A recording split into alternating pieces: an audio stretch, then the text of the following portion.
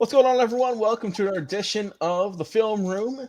And I'm going to be your host, producer, video producer, moderator, whatever you want to call me, Logan Landers. And join me to break down the Rose Bowl matchup between the Michigan Wolverines and the Alabama Crimson Tide. Stat guy, Dustin Reese. Dustin, what's up, man?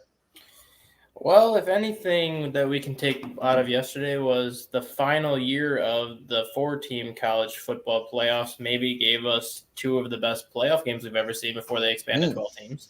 Well said, well said. And, of course, Jay McLovin. Jay, how are you doing, buddy? I'm doing well. Like I said, it was a rough loss last night, but we will recover. Dallas has still got a chance. So now I got to turn my attention to NFL. But before we do that, we got a lot of college still left to talk about. And if you want to see our thoughts and our reactions to the game between Texas and Washington, check that out on our Facebook, YouTube, TikTok, anywhere on social media. Best way to find that is in our link tree, which thankfully and luckily is in the description of all of our episodes. So, guys, without further ado, let's get right into it. Breaking down number 4 Alabama taking on number 1 Michigan in the famous Rose Bowl. Let's get things kicked off here. A lot of people watched this game, obviously. It was earlier in the day. And like I said, these two teams had a lot on the line here. Michigan trying to get to that, get to that national championship. Not off to a good start, as you saw there. Not off to the hottest start in the world.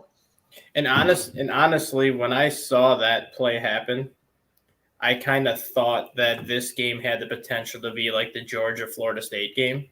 Not necessarily like 63-3, but just the way that Alabama's been playing, I thought kind of having that happen in Michigan that quick that Alabama could have just started just tacking it on. Poor Jalen Milroe. Yeah. Oh, my God. It's weird. It's strange, right? Whenever you hear Alabama in the last 10, 15 years, you can't really pinpoint much weaknesses on them. But this year, it was clear. It was that O-line. They could not do anything. Yeah, it was definitely clear. I mean, for Michigan, it was strange too, Jay. I'm sorry to bring that up. But their special teams unit had been rock solid. They just forgot how to play today or yesterday or the other day. Excuse me. Like I said, that's where all the sloppiness I felt like came into for Michigan was their special teams. And also, I just want to run that one back here. Just open field tackling. Come on. Yeah.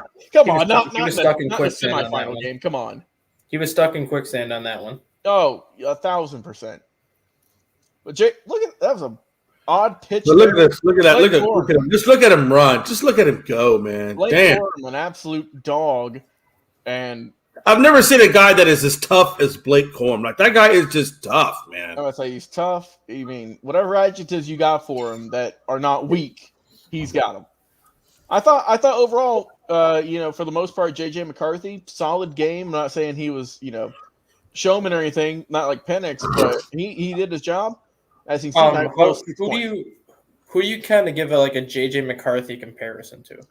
Oh, because watching him play, he doesn't do anything flashy. He's just kind of have standard. A cannon for an arm. But yet he's 29-1 as a starter, and he takes care of the football. Right. I'm trying to figure out. He just gets it done. It's kind of I kind of like him as like a Stetson Bennett was. NFL wise, I don't know about current day, but one I thought of was was it Trent Dilfer, who was on that Ravens team? I would say maybe Alex Smith. That's not bad too. Yeah, I would say maybe Alex Smith. Because Alex Smith was a guy that he could run a little bit, but he wasn't a guy that had a cannon for an arm, but he took care of the football and knew how to win games. I think Alex Smith is a good comparison for McCarthy. Yeah, Jalen Milroe just could really never get comfortable because he had 3 defenders breathing down on him every second there. Definitely that O-line for Bama needs some work, man. They've just not got it going the whole year. That's been their Achilles heel. And you got to imagine that's what Saban's going to try to recruit or even get to the transfer portal next year. No doubt about that. But I really did think, though, with all of the controversies that they face, and like you said, with all of the pressure that Milroe faced, they never gave up and they kept it all the way to the end. Like I said, it was a close game. But I think the big factors for Michigan getting the win was the pressure they were able to put on Milroe and then just kind of that 1-2 combo of McCarthy and Blake Corum. Yeah. I mean, obviously the receivers did some good work there. Roman Wilson, just to name one, he had a good job. What trickery we have here, and open as you can be. And I want to roll that one back because I love seeing trick plays in games like this. So let's do a breakdown here. Pitches it, goes back with it, pressure in his face, and gets it off. Nice completion. Big game. That's one of those plays where the play was so badly developing that it ended up working. Yes. And then, as you can see, gets in there for the 6. Does number 8. That was a good run. I really thought that was nice. That was a solid play here. As you can see, gets to him on the crossing route, and then just speed beat. Just blows by him like they don't even matter. Like I said, got in. Tough tackle, though. I mean, credit, to the corner there for Alabama doing his best, but just wasn't enough. All right, as you can see, Bama back on it. Tough throw there. And they say he got it. Got the foot. Yeah, he got the 1 foot there. And it looked like he had a good possession of the ball.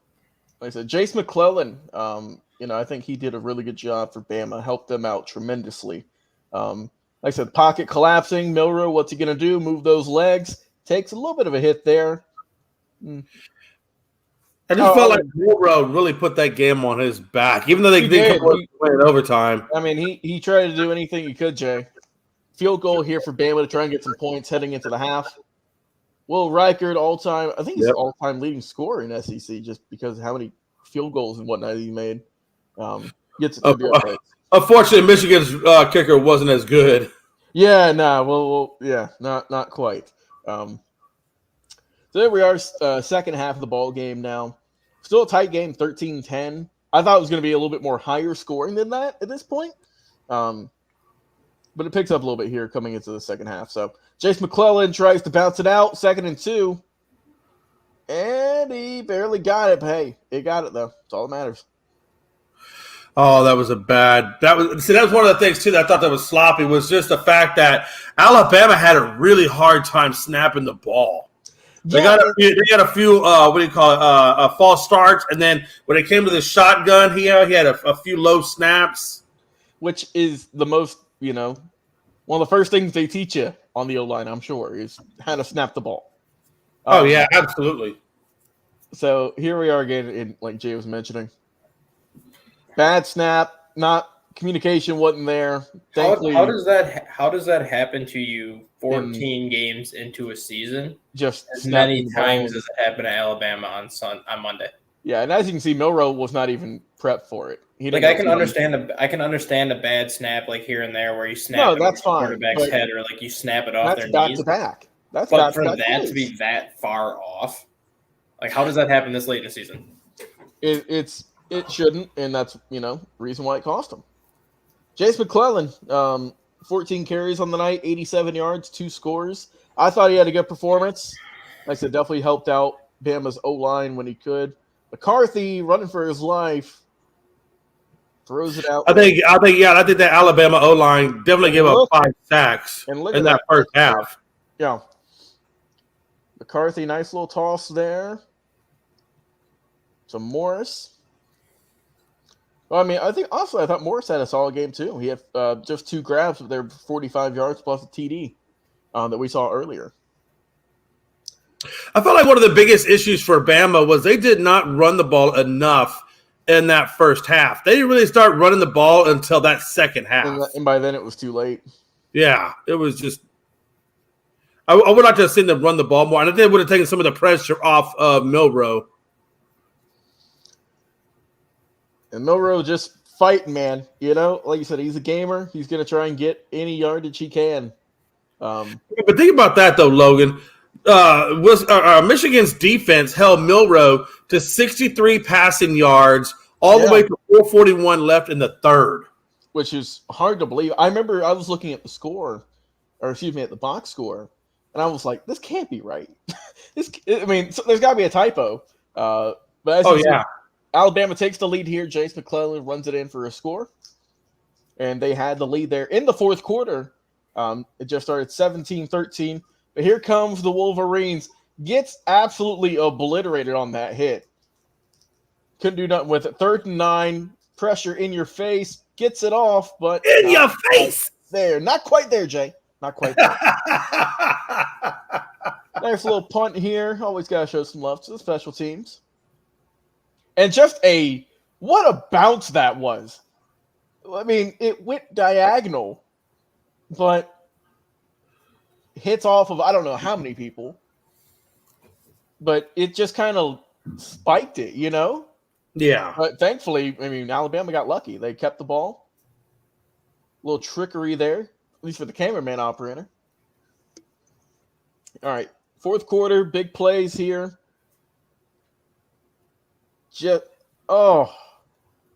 And Jay, that has to hurt. Cough up the ball after again. That's what I'm trying to say. Just sloppy play by Alabama hurt them in so many instances. I mean, if he could have broke that, who's telling how good it would have went? And look at good tackle there. Good tackle, I think. Stops. They tried for the flea flicker. Didn't get much on it though. That's like one of the that was a rare mistake that Blake Corum typically doesn't make either. Because if I think he had rushed himself. Panicked when he flipped it. Like he got it. You can physically see without realizing that he had time. You can physically see him just toss it back as soon as he can. Yeah, I mean, he held it for he has plenty of time right now to still turn, take the hit, and get it back. But he's already trying to flip it right there before McCarthy's even in a ready position. Yeah, just like I said, rare mistake for Blake Corum. Didn't have many on the night. All right, shotgun here. Nice little quick pass to the screen. Like it's 3rd and 17. You're just trying to set up for the field goal, and that's exactly what the Wolverines did here. Or did they? They did not. Missed it. Oh, he missed that one too. They shanked it. So still 17-13, all that for nothing. Jace McClellan going to work. If he could have stayed up like he did there, but I'm saying a little bit earlier, he could have for probably a little more. But still, for him to just stay up, that's impressive nonetheless. Here we go, number 26, tree trunk legs on him, and just going to keep on rolling there. All right. They should have been doing that in that first half. Yeah, I'm about to say I think they relied too heavy on the passing game in the first half, and not the running game. If they would have ran the ball a little bit more, I thought they could have got it. They definitely had a better chance at winning. As you can see, 52-yard field goal, which that kicker's got a leg on him. Oh, dude! Anytime you can hit 50 from college, you've got something special. Oh yeah. And this is just a blown assignment here. Obviously, I mean, what's going on here? That was definitely a blown assignment. He had the entire field.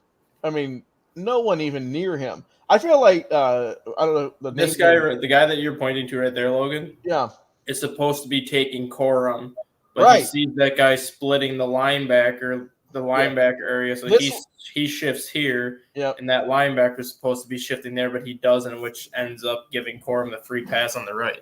So because that linebacker right here is getting shift over. This linebacker I got circled here at the mouse.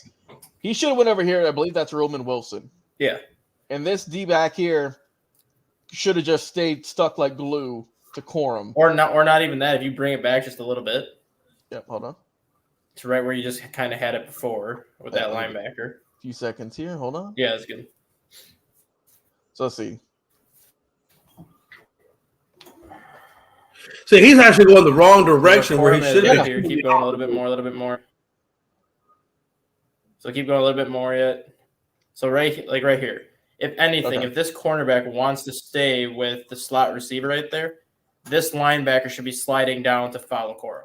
Because even at that, if he slides down to take Corum, you're going to limit him to like a 5-yard gain maybe as opposed to the 40-yarder that he had. Right. But that's the thing is that the linebacker we see right here. No, that's not even the same one.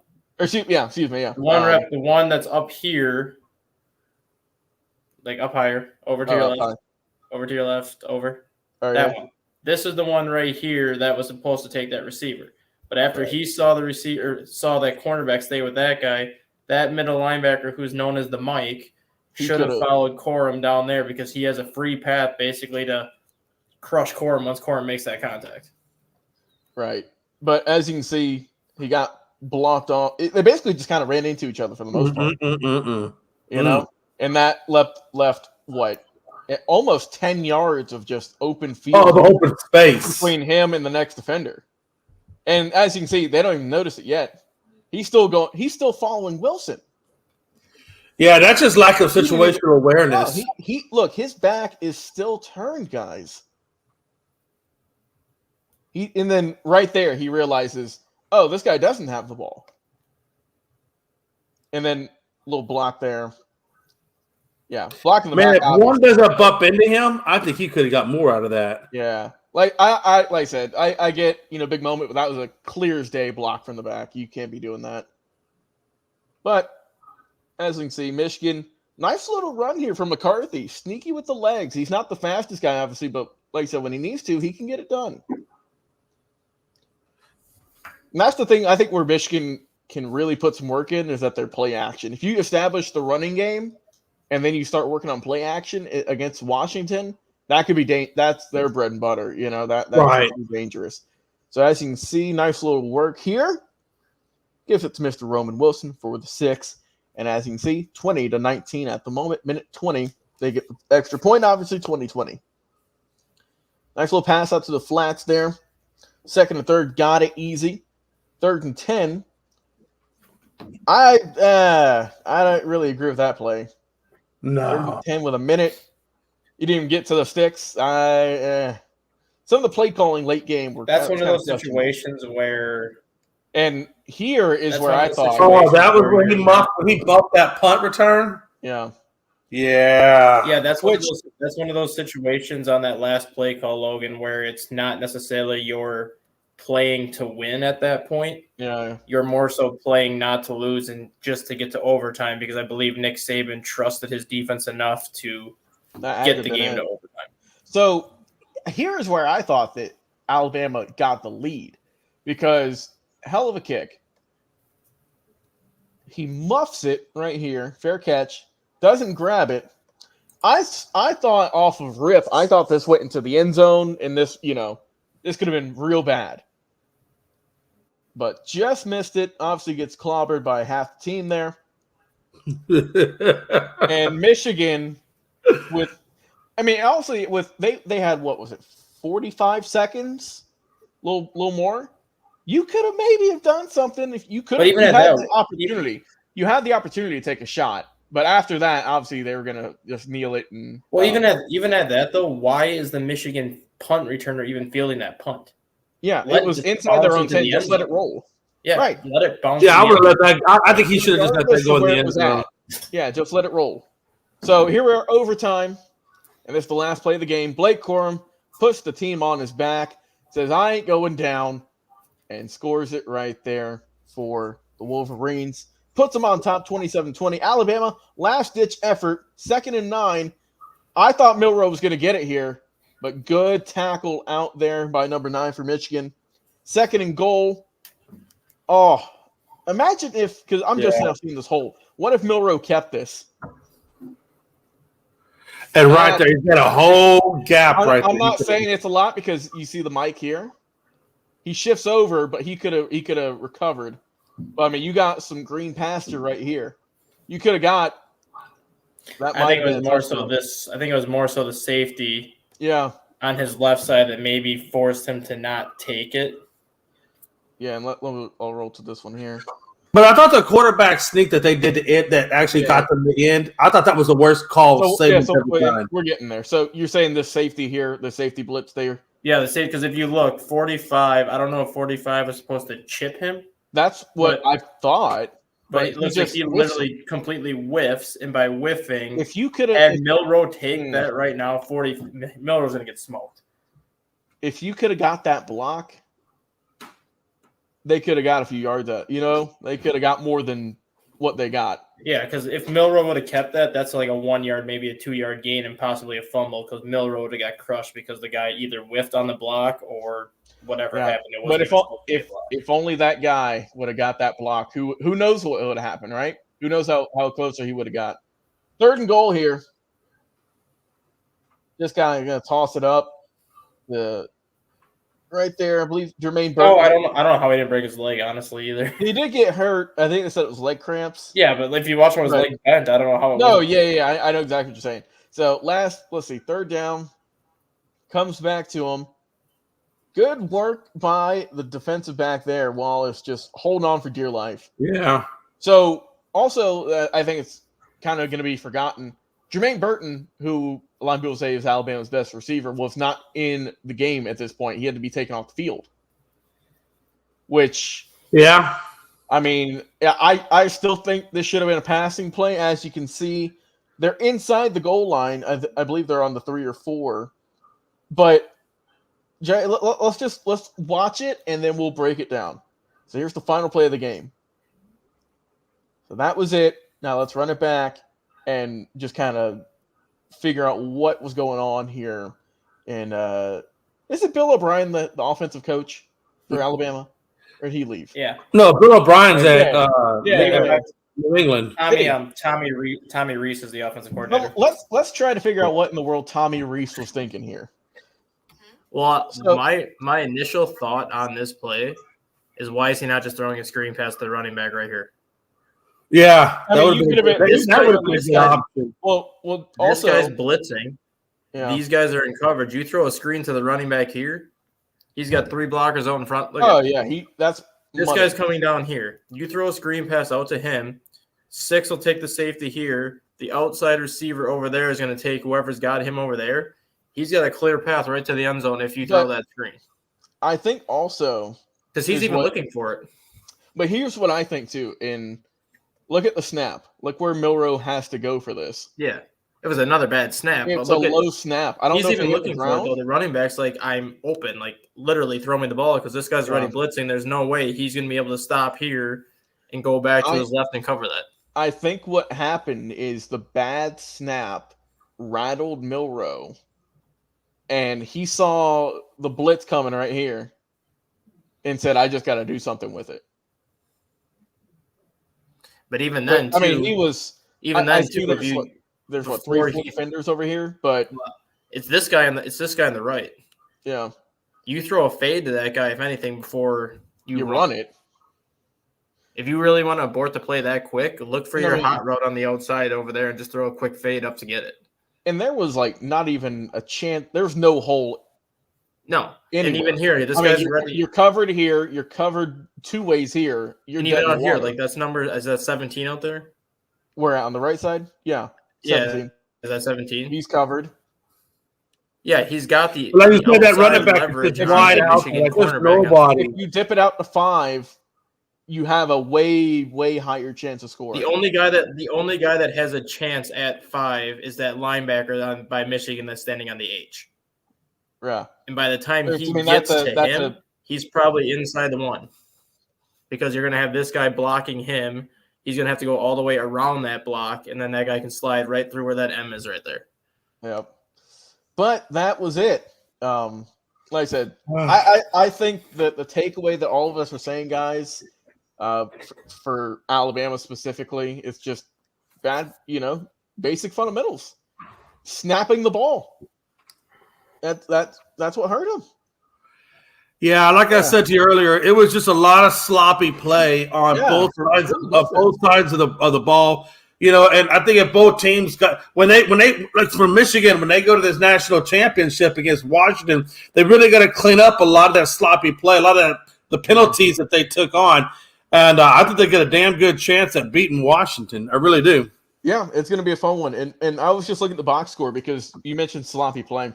Alabama had 5 fumbles, only lost 1 of them, but still 5 fumbles as a team. As for Michigan, weren't 4 of them just fumbled snaps too? Yeah, Michigan had 3. So, I mean, we saw 8 fumbles in this game in total, which, like I said, sloppy, bad snaps, penalties, Turnovers kill, Logan. Yeah, turnovers, penalties, the whole shebang. And, that's what spells defeat for a lot of teams, and that's how it was for Alabama, which is very strange. An Alabama team that wasn't, kind of can't run like the military, Jay. How they're just always in line and they know their job. They're going to do their job, but just could not get it done. I'm not saying it's an awful game. I'm not saying it's a great game. It was a game. And that's just how it is. Like I said, in terms of penalties, not too bad. 5 in total, 3 for Bama, 2 for Michigan. But yeah, it's just some of the small things you don't see in the box score that can really hurt a team. And that's how it was for this game. Well, guys, always a pleasure talking some football with you, talking college football. Jay McLovin, Dustin Reese, always fun, my friends. I'm your host, producer, Logan Landers. Talk to you guys again on